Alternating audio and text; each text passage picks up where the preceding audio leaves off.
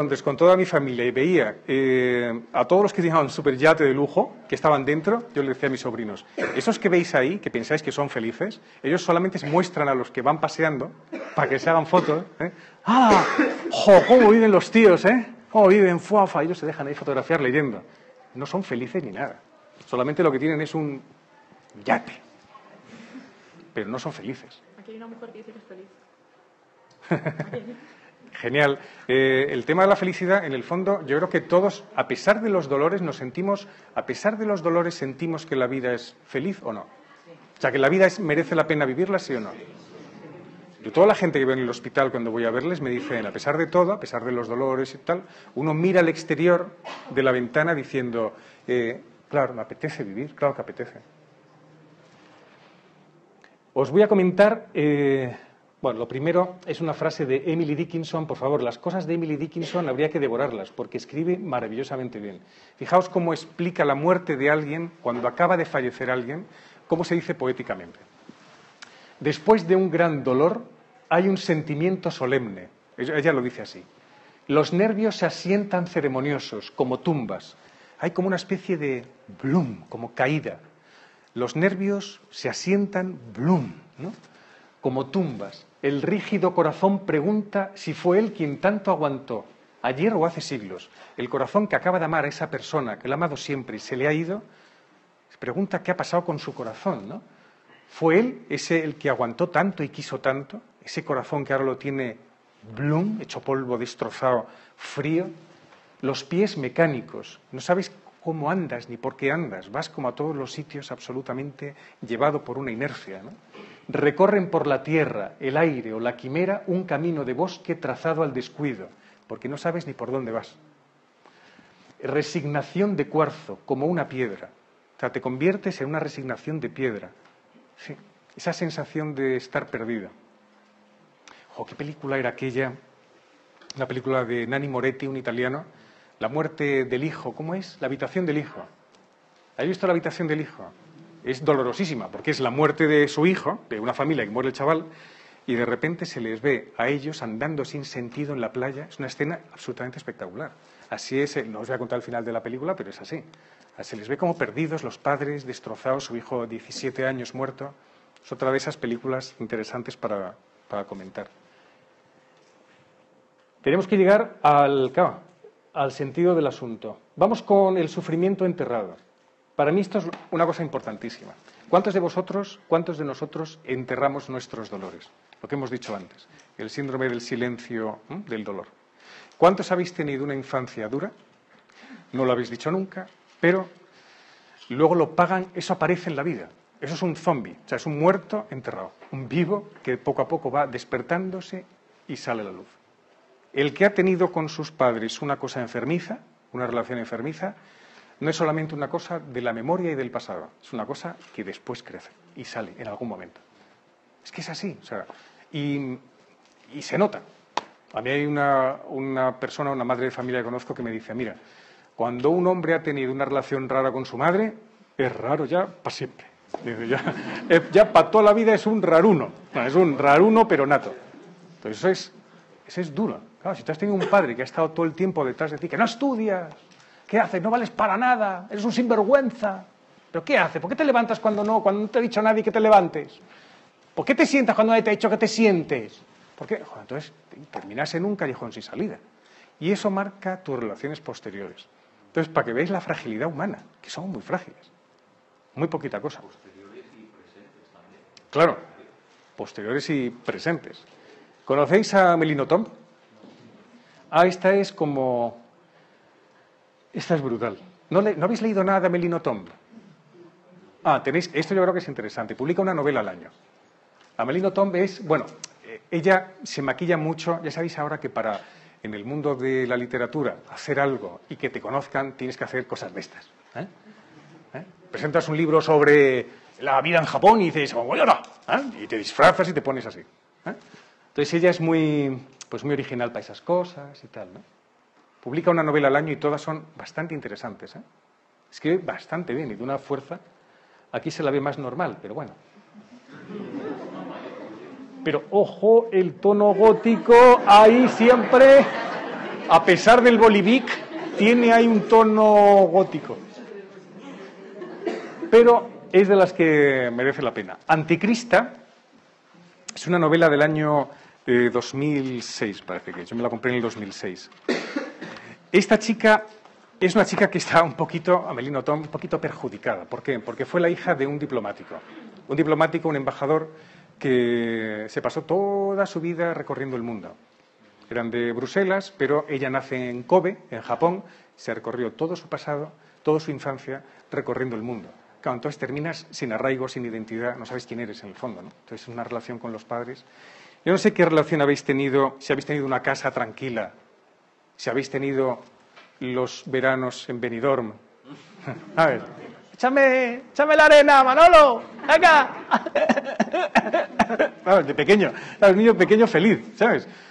Claro, pero cuando un niño pequeño no es feliz y no va a Benidorm porque pues le ocurre lo que le pasa a esta mujer. Entonces ella ha intentado escribir en sus libros, hacer como una memoria de sus recuerdos y de sus cosas. Esta es la historia de dos amigas.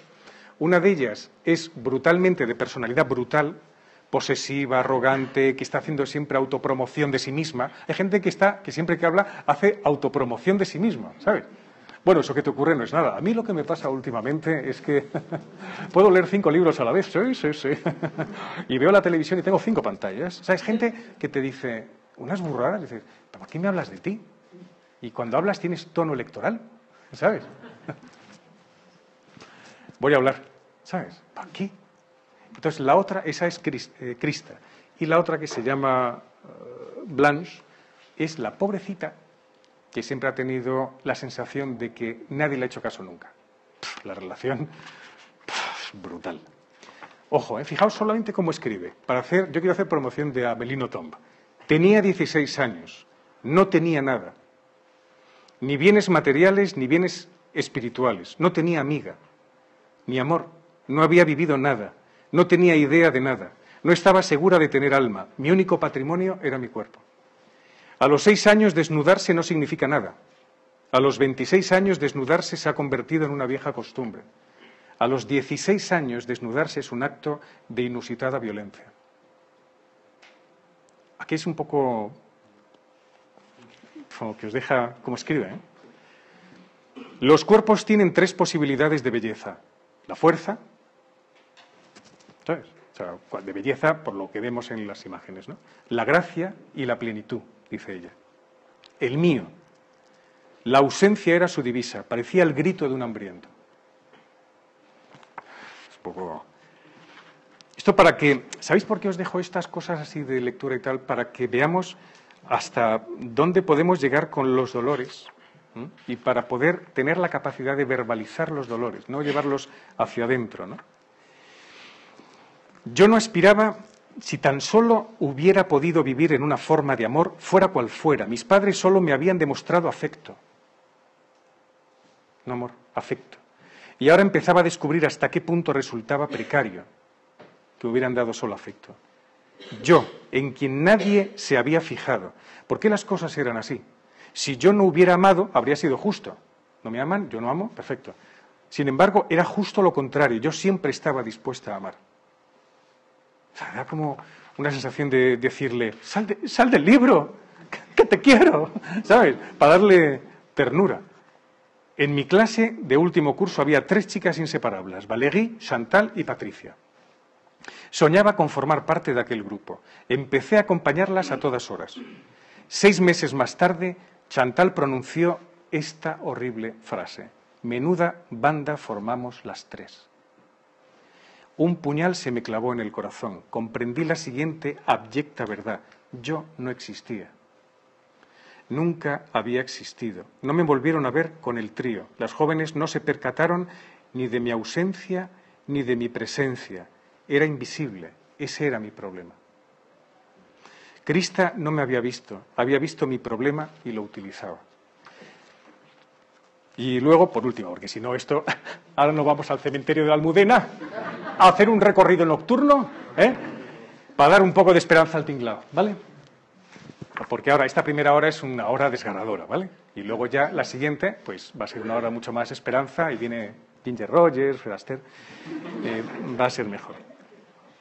Fijaos, pero no me digáis que estas cosas no son poderosamente ciertas y que te tocan. Me habría encantado hallar el manual de instrucciones de mi adolescencia, pero resulta imposible sin la mirada de alguien. Ojo, que si tenéis, cuando uno tiene un adolescente, lo que necesita es ser observado por alguien permanentemente que le dé el cariño, la protección, la seguridad que necesita para vivir. No solo sobrevivir, sino para vivir. Aunque esté diciendo, déjame en paz, papá, déjame en paz, yo sé lo que tengo que hacer y... No. Resultaba imposible sin la mirada de alguien. Mis padres no me miraban, puesto que ya habían decidido que era demasiado buena, carente de vitalidad, etcétera. Una mirada auténtica carece de ideas preconcebidas. Es buena, ¿eh? Es muy interesante. Una mirada auténtica carece de ideas preconcebidas. Solamente como mira Dios, uno puede vivir. Solamente. Solamente. Solamente. Como mira Dios al ser humano. Solamente. Porque nosotros tenemos tantas oídos preconcebidos, miradas preconcebidas. Te hemos oído. Hemos oído a alguno de vosotros contar algo. Escuchar un dolor, decía Oscar Wilde, que el dolor es un lugar sagrado. O sea, que tienes que acercarte al altar, ponerte de rodillas, como te tienes que poner de rodillas delante de una persona que sufre. Porque es sagrado. Por eso el dolor hay que tratarlo como con mucho cuidado. Saber escuchar de verdad, saber hablar de verdad, preocuparte de verdad, la empatía, pero es que son términos muy de psicología, ¿no? Empatía, es que es mucho más allá. La compasión es una cosa muy fea, tener compasión de alguien. Aunque es verdad que dices tú, hay gente que necesita ser compadecida. Se dice que es padecer con alguien. Sí, pero para padecer con alguien, tú no has pasado por lo mismo. Tú no puedes tener una compasión total por una persona. Porque no pasarás nunca por su problema psicológico, por su depresión. ¿Cómo consuelas a una persona que está deprimida? A ver, ¿cómo lo consuelas? Consolad. No levantéis la mano, pero seguro que más de uno ha pasado aquí por un estado de depresión. Más de uno. ¿No? A ver cómo te consolaban. Ay, pobre, estás cansado hoy, ¿verdad? Anda, hoy no tienes ganas de levantarte de la cama. Anda, haz un esfuerzo. Si no puedes ni mover un paso, si tu cabeza está intentando salir de tu cuerpo, si tú estás deseando irte fuera del mundo. Si las llamas tú las llevas dentro y te quieres tirar por cualquier lado porque quieres huir de tus propias llamas. Claro, ¿cómo se consuela eso? ¿Sabéis? Es complicado. Pero, ¿os acordáis lo que ha dicho, no sé si lo he comentado, el nuncio de Irak cuando ha venido aquí a Madrid a dar una conferencia? Hizo unas declaraciones muy bonitas. Dijo, nosotros estamos viviendo una atrocidad, y es verdad. O sea, mucha violencia, mucha muerte, mucho dolor. Y cada vez que los occidentales dicen, ¿dónde está Dios? Nosotros siempre decimos, son los occidentales los que se hacen esa pregunta, nosotros no. Porque nosotros siempre decimos, Dios está con nosotros aquí sufriendo. Que la única religión que tiene el poder de poder decir, mi Dios es alguien que está en una cruz sufriendo y que se ha mojado y se moja todos los días cuando alguien sufre, es la nuestra. Las otras es la altura de Dios. La nuestra es el mismo Señor que está sufriendo. Es una cuestión casi de cultura nuestra occidental dándole tantas vueltas, ¿no? Decir, ¿y dónde está? ¿Y dónde está? Pero si el Señor está sufriendo porque cogió todo el dolor en la cruz. ¿Quién ha pasado por algo de hospital? ¿Alguna enfermedad de hospital o tiene ahora mismo alguien en el hospital? ¿Tú has pasado por el hospital? Sí.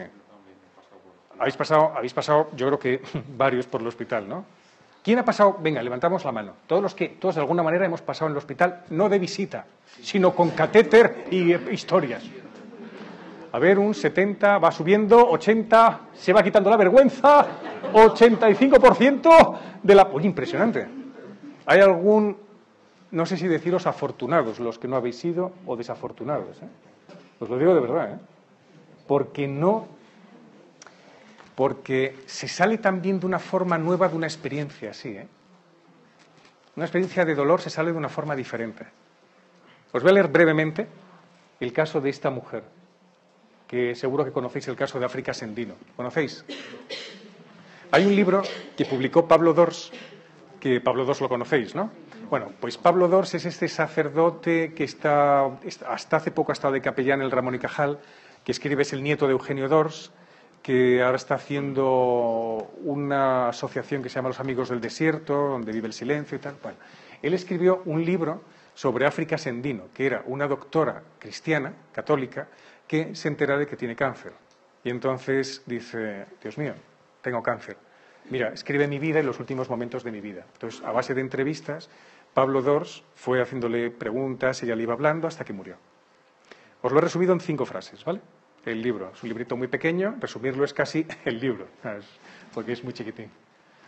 Durante su enfermedad, la doctora África Sendino fue anotando sus impresiones de cara a un libro que la propia enfermedad le impidió escribir. Y Pablo Dors, que la asistió en sus últimos meses de vida, rescata las anotaciones y las contextualiza en una vida que no duda en calificar de ejemplar. África Sendino, yo la conocí, era una mujer, una sensibilidad espiritual especial. Pero un médico que sabe lo que le está pasando dentro es muy gordo, ¿eh? Claro, doctora. Es que es difícil decir, yo no me entero de nada, pero ser doctora y saber qué te está pasando por dentro, ¿sabes? Fijaos qué textos, ¿eh?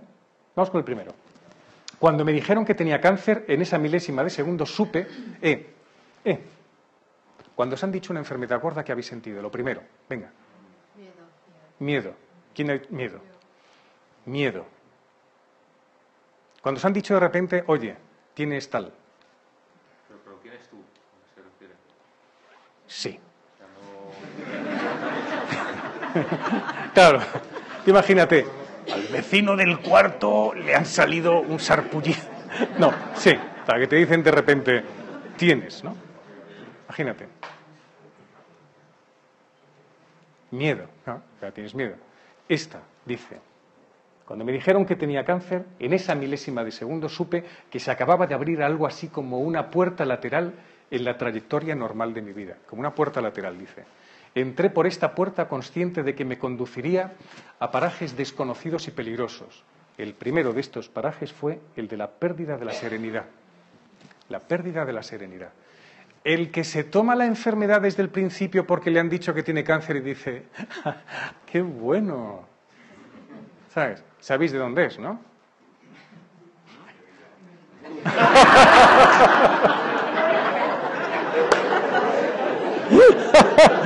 Esto, para los que no sabéis, ha dicho de Bilbao. El que lo está viendo de Venezuela va a decir, pues no entiendo los chistes de España. Pues es de Bilbao, pues nació en Bilbao, que es así, ¿no? Claro, es que o está en un frenopático, o está en un lugar de estos donde tiene que estar tranquilo, o es de otro planeta. Es imposible, ¿no? Porque te dicen algo gordo. El otro día le pasó a un amigo mío. Le decían 2 semanas antes de que su hijo naciera. Le dice la chica que le está haciendo la historia, ¿no? Le ponen, para hacer las, ¿cómo se llaman? Las ecografías. Le ponen el gel, le ponen el bicho, lo conectan y de repente, ¿qué? Va a nacer pronto, ¿eh? Sí, dice la madre, de adentro, 1 semana, 2 semanas, vale, estupendo, qué gozada tener un niño, sí, es muy bonito. Entonces, bueno, entonces está ahí dándole y de repente dice, uy, uy, uy, a ver. Claro. No, pues tiene el fémur tiene muy grande. ¿Cómo? Y decían, es un chico, a ver si no va a ser el fémur. Bien, es otra. Y decía, entonces... Perdón. Y entonces... Bien, vale, vamos a cortar un momento. Eso fue lo que dijo él después de que viera que no había pasado nada. Dice, seguro el fémur y tal. Dice, sí, está grande y tal. Oye, la cabeza está desproporcionada con... Joder, esto ya con un miedo, diciendo, pero de verdad. Y dice ella, bueno, no es seguro, pero volved el lunes, era un viernes. Claro, él me dijo, fue el fin de semana más terrible de mi vida. Porque ¿cómo alguien puede decirme que de repente tiene el fémur, que nace con una cabeza enorme? O sea, ya dice que tuvieron pesadillas de todo, de ciencia ficción, veían todos los... Hasta que el lunes efectivamente se vio que había sido un error de la mujer en cuestión. Entonces tú, pero vamos a ver, ¿tú para qué has estudiado? O sea, mínimamente. O sea, primero no puedes hacer esto. Y si lo ves con claridad, tiene que venir alguien, y si no lo ves, tiene que venir otra persona, y tienes que hacer una prueba en el momento y no dejar para el lunes el asunto. Ah, claro. O sea que es imposible no perder la serenidad, absolutamente imposible no perderla. Más cosas, pero supe, atención, pero supe que podría vivir esa enfermedad como una circunstancia adversa y hasta cierto punto irritante, o por el contrario, como una inmensa e inmerecida ocasión para el aprendizaje. Es que no se puede tomar la enfermedad de otra manera. O te la tomas como algo que te deja absolutamente carbonizado, destrozado, o te la tomas como diciendo, vale, la acepto, venga, acepto. Y además como aprendizaje, ¿qué me va a pasar? Estoy dispuesta. La oración que vino tras la noticia fue radicalmente distinta, ya cambió su estilo de rezar. Y estaba haciendo la experiencia de la vulnerabilidad, sin la que no cabe la experiencia genuina del cristiano. Es brutal, ¿eh? Cuando uno se hace vulnerable de verdad es cuando verdaderamente uno es cristiano. Y la enfermedad te puede ayudar en eso. La enfermedad es un horror, ¿eh? Es un horror y no tiene sentido por sí misma. No tiene sentido por sí misma. Si no sabemos el dolor, ¿por qué está ahí? Aunque en el parto ahí me haces dudar. Pero el dolor por sí mismo no tiene sentido. ¿Por qué tienes que pasar? Parirás con dolor. ¿Por qué? ¿Por qué? ¿Por qué tengo que yo trabajar con el sudor de mi frente? ¿Por qué? ¿Por qué no puedo trabajar y ser feliz y parir mientras canto una canción de Frank Sinatra? No puedes. Intentad hacerlo. No puedes. O sea, no sé, por mucho que se intente. Con lo cual, cabe solamente la experiencia de la vulnerabilidad. ¿No habéis sentido en los brazos de la persona amada o amado, en vuestro padre, en vuestra madre, cuando te has sentido vulnerable, te has sentido querido? Pensad cuando erais pequeños, cuando uno es más vulnerable y cuando lo dice. Oh, papá, es que me han hecho mucho daño, es que me cuesta mucho ir a clase, me hacen daño. Y nada más bonito que confesar a un niño. Porque es sincero, porque te cuenta las cosas, porque se siente vulnerable, porque a medida que pasa la edad, las confesiones van siendo más abstrusas y más raras, ¿no? Bueno, es que he tenido... Usted me entiende, ¿no, padre? Ah, no me entiende, tengo que explicarme. ¿Sabes? Tío, ¿tú a qué has venido aquí? Si has pecado de orgullo nada más sentándote. ¿Sabes? ¿Sabes? Bueno, esto se entiende en todos los idiomas. ¿Hay algún mensaje de alguien? A ver si nos van a echar. Sí. No, están muy contentos porque la tecnología está al servicio de la evangelización. Están contentos porque la tecnología está al servicio de la evangelización. Sí, es que esto es muy chulo porque te ve, pues, mucha gente, intervienen y demás, ¿no? Eso es... Bueno, más cosas. Este ha sido una constante en mi enfermedad. He necesitado mucho de la soledad para pensarlo y ponerlo todo ante Dios. Atención a la palabra soledad, porque esta es una de las claves también del dolor, de los problemas, del sufrimiento, que es la soledad. Pero ella ha dicho, yo he necesitado la soledad para estar cerca del Señor. A veces hay que dejar, es muy importante nosotros, gente de fe, estar, si tenemos algún problema, si de repente nos van a decir, porque las cosas gordas suceden de un momento a otro. Oye, me siento últimamente muy cansado, no sé por qué, me canso todo y de repente te dicen, madre mía, pero si tú lo que tienes es un cáncer de páncreas y tal, y te vas. ¿Vale? Ya apareces de repente en el más allá. El cambio no está mal. Así pensado, el cambio no está mal. Pensarlo fríamente es más así. Pero uno tiene que estar en permanente oración y buscar momentos de silencio. Es verdad que cuando tú tienes un dolor crónico no puedes rezar, no puedes casi ni respirar, pero cuando tú estás con ese dolor agudo, es el tope del dolor agudo, sí que puedes estar en una mínima de compañía con alguien y con el Señor puedes dejarle entrar. Ese es el tema, puedes dejarle entrar. Entonces ella decía, necesitaba la soledad para pensarlo todo y ponerlo todo ante Dios. Fijaos qué respuesta cristiana ante el dolor, ¿eh? Lo que hace es ponerse inmediatamente delante de aquel que puede ver las cosas con más proyección. No quedarme yo encerrada en mi silencio y en el dolor y en la sequedad. La portada del libro de anagrama de la mujer norteamericana que hablaba del dolor era un árbol seco en medio de un páramo. Es mentira. Nunca estamos solos. Nunca somos un árbol seco en un páramo. Nunca. Aunque estemos solos en un hospital y tengamos 85 años, que no. El otro día di la unción de enfermos a un sacerdote de 87 años, muy conmovedor porque necesitaba el 95% de la respiración.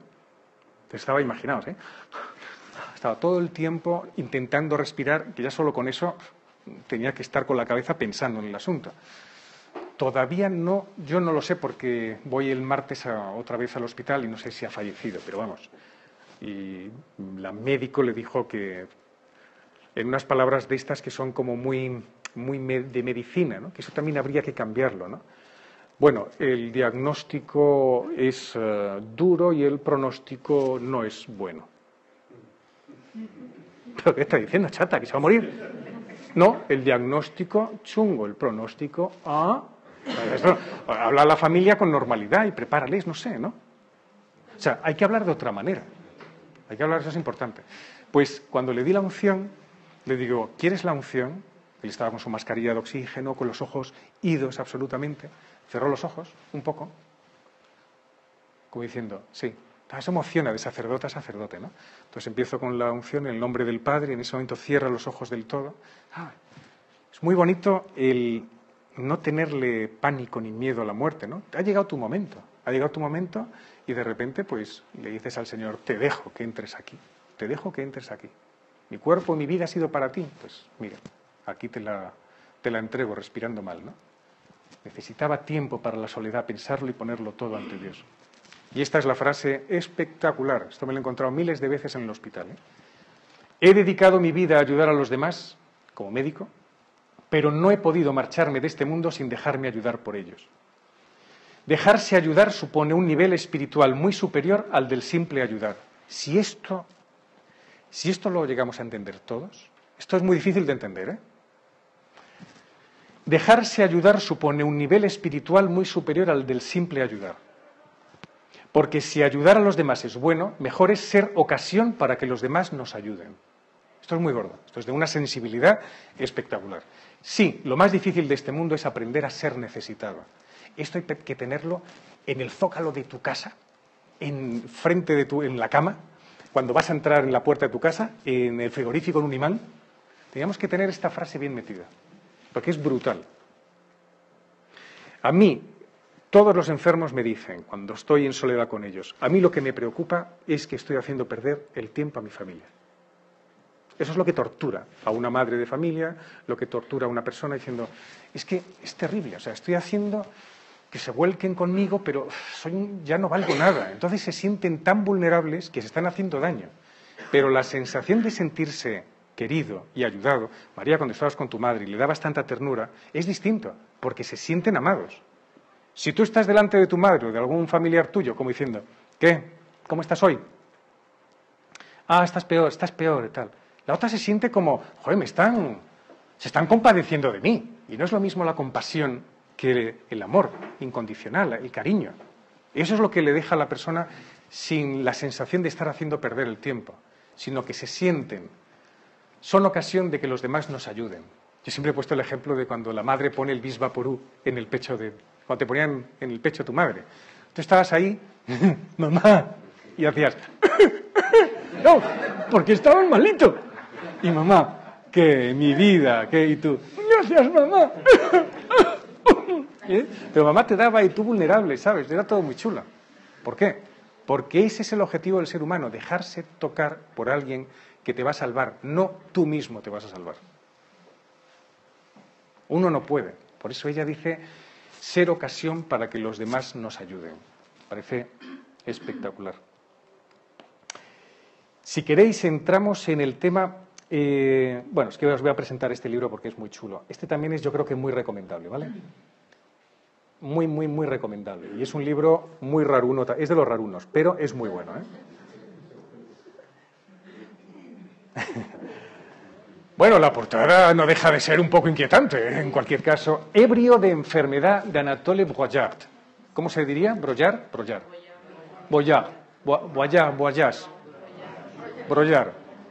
Para no embrollarlo. Broyard. Ebrio de enfermedad. Ebrio de enfermedad es un libro de un autor norteamericano que fue el director del New York Times Review, esa publicación en los años 50 de libros y tal. Es un hombre que enferma de próstata y entonces dice, voy a escribir un cáncer de próstata y dice, voy a escribir todas las cosas que me vengan a la cabeza. Hace lo mismo, ¿no? Y entonces, fijaos cómo habla de los médicos, porque yo creo que esto que os he comentado de los médicos es muy importante que cambie la medicina en cuanto al trato con el paciente. ¿Qué experiencia tenéis vosotros de los médicos? Mi Cuenta. padre era médico y decía que cuando iba a ver un enfermo grave, que el 50% Un retorno. que la curación influía el 50% en el ánimo y el 50% en lo fisiológico. Ajá, Entonces, él murió de cáncer a los 63 años. ajá. Y él decía que cuando veía a un enfermo, notaba que ese enfermo, si era de ánimo elevado, optimista, que sabía afrontar la situación, era probable que se curase mucho antes que otro enfermo con la misma enfermedad, pero con un tono vital más bajo, pesimista, negativo. ¿Y la figura del médico ahí, que de repente entra a la habitación y te puede decir algo que te alivie? Claro, entonces él decía que él también se sentía sacerdote del cuerpo. Sacerdote del cuerpo. Ah, Él claro. decía, y yo casi, bueno, ahora tengo un montón de recuerdos que cuando eres joven, 12 años, no procesas. Y ahora me vienen un montón de cosas que él me decía, y Claro. esto era lo que él me decía, tal. Y yo estuve 9 días en la cabecera de su cama, y es la impotencia de no poder aliviar al que quieres, Claro. y verle saltar de dolor en la cama. Entonces fue la experiencia más profunda que tengo yo de la vida, el sufrir junto a mi padre. Y me ha quedado muchísimo legado espiritual, porque él no era un hombre muy religioso y sin embargo la enfermedad le hizo muy religioso. Fijaos, ¿eh? Fijaos, es un caso que... Esto parece... Gracias por tu testimonio. Pero es precioso, sí, sí. Es que una persona que te da una lección de este tipo es inolvidable, absolutamente inolvidable. Yo le exijo, ¿qué queréis que os diga? Como no hay ningún médico aquí, no sé ahí. No. Enfermeras. ¿Hay enfermeras? Ah, qué bien. Pues saludamos a todas las enfermeras de México. Pues ándale. Y de Venezuela también, las de Venezuela también, que estáis ahí. Estamos en el frenopático. Mirad, a un médico hay que exigirle. Si tú eres hay que exigirle a un médico. Este decía, mientras esperé sometí al médico a un examen preliminar, a un examen semiótico. ¿Qué es la semiótica? Exactamente, es el código que él te da de información. Si yo veo a alguno de vosotros que ahora mismo está como mirando para otro lado y tal, semióticamente el lenguaje que me estáis dando es "me estoy aburriendo", ¿eh? O está en babia, o si veo que está con un móvil, no sé qué, entonces digo, ¿está distraído o no? O si veo que alguien está como nervioso, es que le está afectando. Claro, todos tenemos esto. Si el que se está riendo, bueno, lo está pasando bien, pero en el fondo sabe que esto es duro y, ¿sabes? Lenguaje semiótico. Entonces dice él, era un hombre de aspecto tan inofensivo, es que este es muy bueno este tío escribiendo, que parecía no ser suficientemente intenso ni voluntarioso para imponerse a algo poderoso y demoníaco como es la enfermedad. Claro, te viene un médico y te dice, ¿cómo estás? ¿Usted me ha operado a mí? Sí. Dices, joder, ¿qué me habrá hecho él? A lo mejor ni me ha tocado. Era insulso, afable, difuso, cortés. Tuve la impresión de que sería cortés incluso con mi enfermedad, ¿sabes? Qué chulo, ¿eh? No vi en él ninguna señal de que apreciase el sentido trágico de la vida. Fuerte. Fui consciente de tener de con médicos, etc. Y luego dice, mis amigos me elogian diciendo que mi actitud es corajuda o gallarda, pero mi médico debería estar mejor informado, debería ser capaz de imaginar la soledad en la que viven los enfermos críticos. Claro, la soledad que uno lleva dentro, un cristiano, por lo que hemos visto de África, pues no, porque está siempre en acción interior, pero la soledad es fuerte. Dice, una soledad tan sobrecogedora como la de un cuadro de Chirico. ¿Habéis visto los cuadros de Chirico como son? ¿No habéis visto un cuadro de Chirico? Este es Anatoly Broyar, para que sepáis quién fue y tal, que murió en cuanto terminó de escribir el libro, pues falleció. Cuadro de Chirico. Soledad absoluta.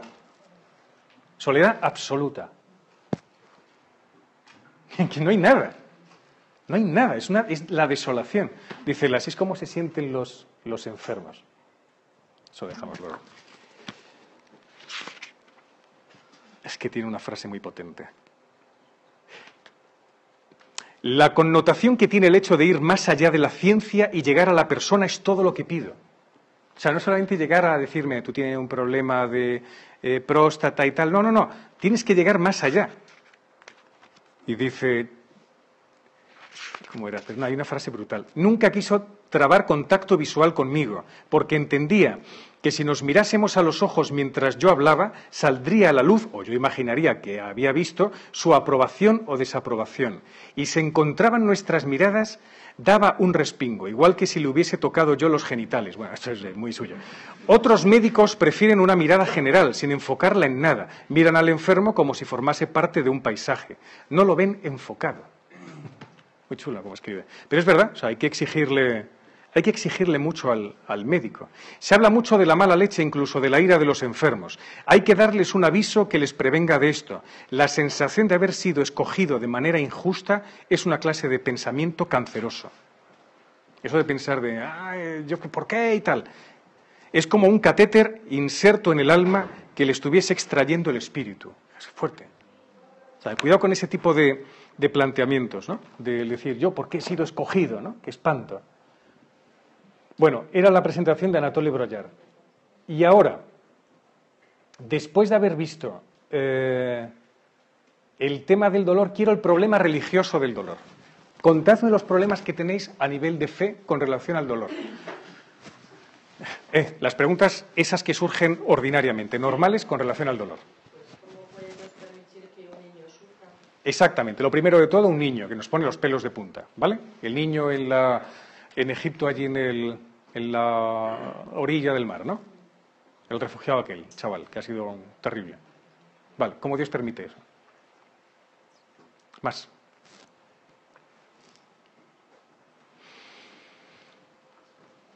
Tiene que haber más preguntas. ¿Por qué me tiene que doler? ¿Por qué a mí? ¿Por qué a mí? Claro, ¿por qué a mí me tiene que pasar? ¿Por qué ahora? Claro, claro. El pensamiento de Dios ya no me escucha. Dios no me oye. Desde el momento en que uno enferma dice, yo ya no soy nada, Dios se ha alejado, se ha marchado. ¿Qué sensación tenemos todos de eso? ¿A que sí? Es decir, uno piensa siempre que cuando uno va haciendo las cosas bien, le salen bien y no tiene enfermedad, es que Dios está con él. Y cuando las cosas salen mal y tienes una enfermedad, es que Dios te está diciendo, basura, basura, que no vales para nada y me voy encima. ¿Sabes? A ese Dios hay que matarlo. A ese Dios hay que matarlo, porque es un Dios que pertenece a una mentalidad muy primitiva del ser humano y que es un Dios que no tiene nada que ver con el Dios cristiano. Hay que matarlo, ¿eh? Hay que hacer ahí un deicidio. Y hay que hacer hasta un ritual de matar a ese Dios. Porque si no, te estás manipulando al Dios cristiano, a nuestro Señor. Lo estás manipulando. Bueno, manipularlo realmente no, porque no le puedes manipular, me parece que crees en otra cosa. Claro, pero le estás como redefiniendo a él, estás redefiniendo a un Dios que no es el verdadero, sino estás creándote un Dios que te está haciendo daño. Un Dios intolerante que te está poniendo una enfermedad. Dios me ha enviado esta enfermedad. ¿Cómo que Dios me ha enviado una enfermedad? ¿Por qué Dios me envía una enfermedad? ¿Cómo? No, si es la voluntad de Dios. ¿Cómo? O sea, que es la voluntad de Dios que tú tengas un cáncer de páncreas. Que te tengan que de repente descubran que tienes 4 piernas. Que ¿eso es voluntad de Dios? No, es que quiere que tu vida sea pulida por el dolor. Y que no, entonces te envía directamente una enfermedad o un dolor crónico y tal. A ese Dios hay que matarlo. Hay que matarlo porque no es verdad. Pues Dios mío, ¿cómo se puede pensar así? No, es la voluntad de Dios. Mire, yo cuando oigo eso en el hospital, claro, es gente muy mayor y te dicen, es la voluntad de Dios. Entonces, ¿por qué Dios dice he venido a traer vida y vida en abundancia? Cuando el Señor lo dice en el Evangelio.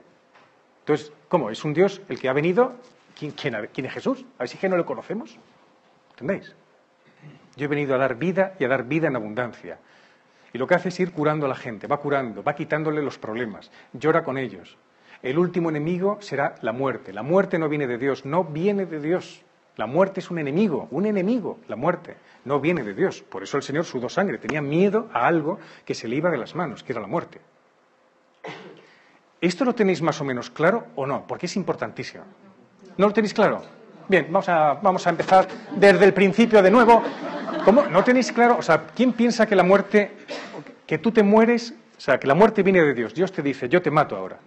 Yo Sí. no pienso tanto como la muerte, pero sí el dolor. O sea, yo de hecho estaba enferma y yo en ese momento pensaba que he hecho yo para hacer esto, por si yo he hecho algo para que Dios me esté castigando. Y era una duda que tenía constantemente. Luego ya aprendí a verlo como una prueba, como una oportunidad y todas estas cosas. Y lo aprendí. Pero lo primero fue eso, ¿por qué he hecho yo para hacer esto? Vale, has dicho, fíjate, sin proponértelo muchas cosas. O sea, dice, bueno, luego yo ya me di cuenta de que era una prueba o una, ¿qué has dicho? O una oportunidad. Mira, Dios no puede, nuestro Dios cristiano, otras religiones sí. Yo había hecho algo, o sea, realmente tuve un momento, pues que todo el mundo te manda los libros de autoestima y todas estas cosas, yo tuve un momento de he hecho algo para encontrarme con esta situación. Claro. Eso queda resuelto en el libro de Job, en el Antiguo Testamento, que es cuando Job dice, yo no he hecho nada malo, no he hecho nada malo, y me vienen todas las maldades, todos los horrores y tal, y tiene un diálogo final con Dios. Eso es la respuesta a esa pregunta. El diálogo que tiene con Job, Dios. Eso es lo más bonito que hay en el Antiguo Testamento. Y yo, que no he hecho nada malo, ¿cómo es posible? Porque antes en el Antiguo Testamento, al principio, se pensaba que sí, que uno va pasando de generación en generación los males a los demás, que tú si has hecho algo mal, Dios te castiga con no sé qué. Pero las pruebas no existen. ¿Dios cómo te va a lanzar una prueba? Quiero decir, un Dios juguetón, que es como un adolescente, que dice, a ese que van a hacer ahora le vamos a mandar una prueba, que es dejarle con 3 piernas toda su vida. Y luego le vamos a desmielinizar las células cuando tenga 30 años, para ver si, que ya se ha convertido con 28, a ver cómo aguanta. ¿De verdad? ¿Os imagináis un Dios así? O sea, decidme la verdad, porque entonces... Ojo, porque hay que redefinir, no nuestra fe en absoluto, pero el Dios cristiano, no hay más que leer el Evangelio para darse cuenta de que esto no es verdad. No es verdad. El Señor va quitando enfermedad, va quitándolo todo. No va diciendo, imaginaos, quédate que